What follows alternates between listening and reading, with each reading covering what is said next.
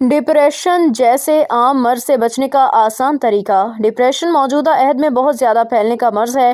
Depression ایک پیچیدہ ذہنی مرض ہے جس کے شکار افراد اکثر اداس رہتے ہیں، جبکہ ہر وقت بے بسی کا احساس بھی ہو سکتا ہے۔ مگر ڈپریشن محض دماغ تک محدود رہنے والا مرض نہیں، بلکہ اس کے نتیجے میں جسم بھی متاثر ہوتا ہے۔ یہ ایک ایسی دماغی مرض ہے جس سے موجودہ عہد میں ہر عمر کے افراد متاثر ہیں، مگر اچھی بات یہ ہے کہ ڈپریشن سے بچنا یا اس کی شدت میں کمی لانا بہت آسان ہے۔ جی ہاں، واقعی روزانہ چہل قدمی کر کے آپ خود کو ڈپریشن سے محفوظ رکھ سکتے ہیں۔ یہ بات اسپین میں ہونے والی ایک طبی تحقیق میں سامنے آئی ہے۔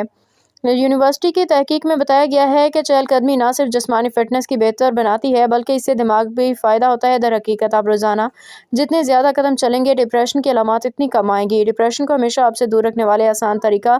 اس تحقیق میں دنیا بھر سے تعلق رکھنے والے 96,000 سے زائد افراد پہ ہونے والی 33 تحقیقی رپورٹس کے ڈیٹا کی جانچ پڑتال کی گئی۔ ان افراد کی چہل قدمی کی عادات اور دماغی صحت پہ اثرات کے درمیان تعلق کا جائزہ لیا گیا۔